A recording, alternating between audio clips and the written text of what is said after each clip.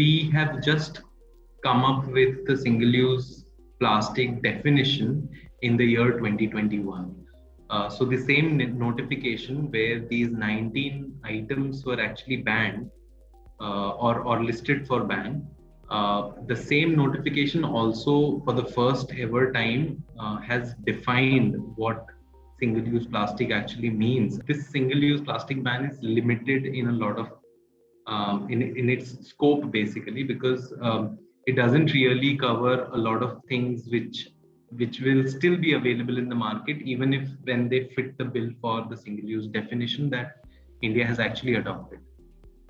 So things like your mineral water bottles, your soft drink bottles, your multi-layer packaging, all of these are single-use plastic, but still they have not been considered under the ambit of the ban. Now, the 19 products that have actually been listed for ban have been said to have the lowest utility index and the highest environmental impact.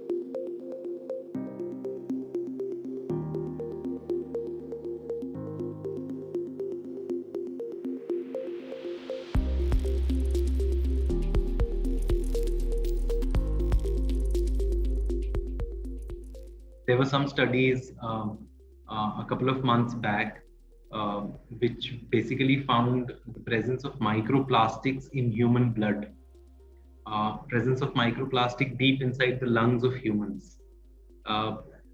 Prior to that, there have been studies which have found microplastic in baby poop, right? In considerable quantities, and these are basically indicators for us that we are exploiting a resource that needs to be used judiciously, and there are more than 10,000 chemicals that are used as additives to make plastic and give it the kind of the property that we want to impart to the plastic packaging, or for that matter any other plastic commodity.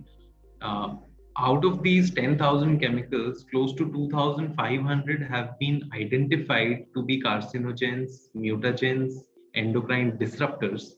However, we still continue to use them on a very large scale.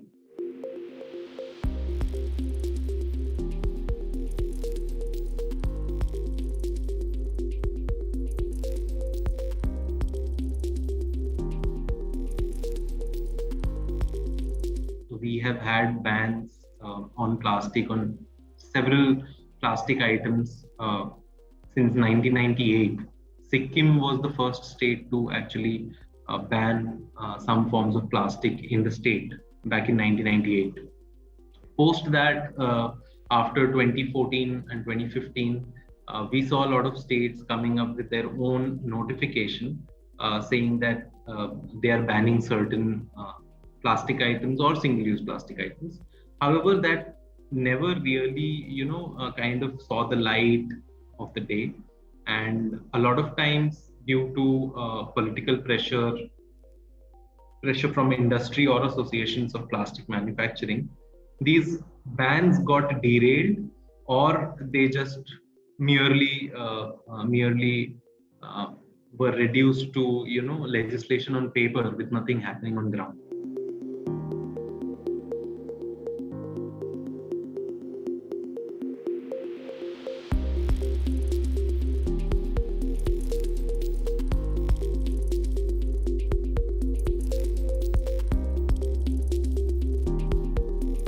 Some bans have been successful at state level for some time, because it's a game of carrot and stick, right? You basically have to kind of keep enforcing, keep doing inspections, keep visiting these facilities where such products are manufactured or being sold to the consumers to understand what is the level of compliance, right? So what usually happens is we notify something, and then for a couple of months, the enforcement is very strict, and then things are lax.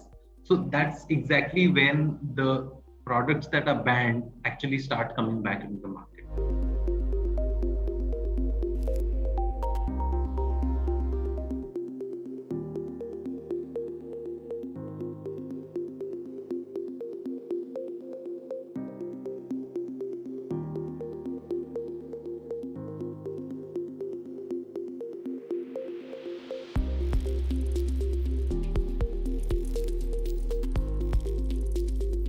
This ban is different.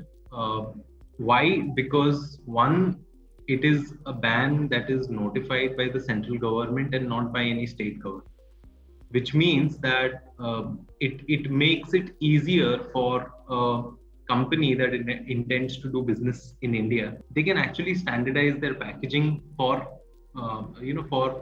across the country.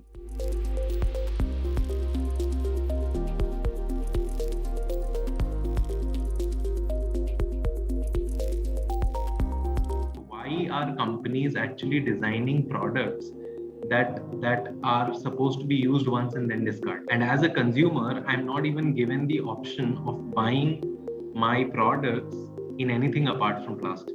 Why not steer companies to move or diversify their packaging, or to make changes in their designs wherein they know what is going to happen to the plastic packaging or any other plastic commodity once it reaches the end of its life, right? So this discussion is missing from the entire conversation that we have nowadays.